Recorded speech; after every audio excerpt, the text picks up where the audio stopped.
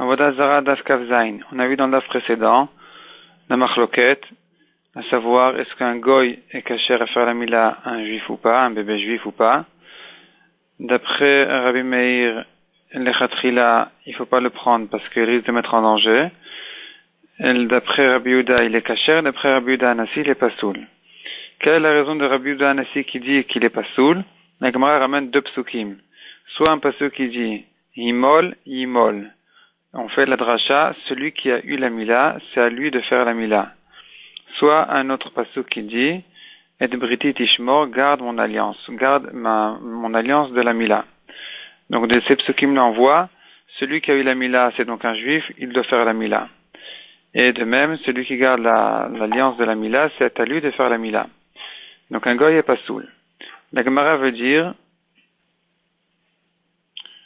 que la Gemara dit en Maskana que n'importe quel juif, même un juif qui n'a pas pu faire la mila, il a un din il est considéré comme s'il avait fait la mila et donc il est kasher. Et inversement, un goy est considéré même s'il a fait la mila, il est considéré comme un harel qui n'a pas fait la mila et donc il est pas soul. La nafkamina entre les deux psukim, est-ce qu'on apprend du pasuk qui dit que le mohel doit avoir eu la mila sur lui-même, ou bien qu'on apprend du pasuk qui dit tu garderas mon alliance de la mila? La nafkamina entre ces deux drachot-là est à savoir est-ce qu'une femme peut faire la mila ou pas.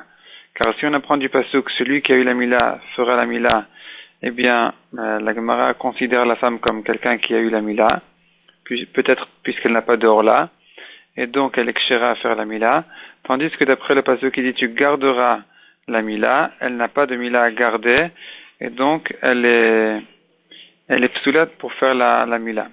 Là, l'Acha est dit le Shulchan Aruch, un goy est pasoul, une femme est kshera. Ensuite dit la Mishnah, on peut donner sa bête à un vétérinaire goy pour la guérir, mais son propre corps, sa personne, le juif lui-même, ne peut pas être guéri chez un goy. La Gemara ramène un avis qui fait une grande khumra, à savoir même une petite blessure, ne peut pas être guéri chez un goy.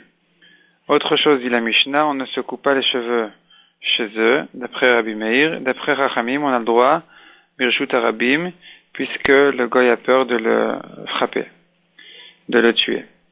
La Gemara ajoute, si le médecin goy dit au juif, tel médicament est bon, tel médicament est mauvais pour toi, il peut compter sur lui et utiliser le médicament que le goy lui a proposé. Quel est le din de quelqu'un qui est malade, qui risque de mourir, mais qui peut quand même vivre? Celui-là, puisqu'il a des chances de vivre, il ne peut pas se faire guérir chez un médecin goy. Tandis que si il va de toute façon mourir, même si il peut vivre encore un certain temps, donc peut-être qu'on n'aurait pas pu le faire guérir chez un médecin goy de peur qu'il le tue immédiatement, puisque de toute façon il va finir par mourir de cette maladie, on ne craint pas ce problème et il peut être guéri chez un goy. Mais chez un Oved Avodah Zara qui est très attaché à sa Avodah Zara, on ne peut jamais se faire guérir, même si de toute façon il devait mourir, il peut quand même pas se faire guérir de ce Oved Avodah Zara, et c'est comme ça la halakha. La Gemara raconte d'ailleurs l'histoire d'un grand tzaddik, Ben Dama, qui est mort parce qu'il a refusé de se faire guérir chez un mine, chez quelqu'un qui était très attaché à sa Avodah Zara. Et comme il y avait un problème de Chilul Hashem, donc il a refusé de se faire guérir par lui.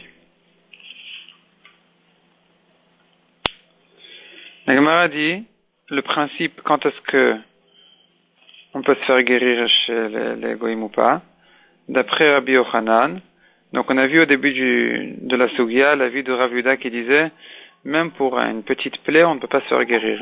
Rabbi Yochanan n'est pas d'accord avec cet avis-là, et la halakha elle est comme Rabbi Yochanan d'ailleurs, qui dit que une plaie sur laquelle ou une maladie sur laquelle on est mechalel Shabbat, on ne peut pas se faire guérir chez le goy, puisqu'il risque de mettre en danger le malade.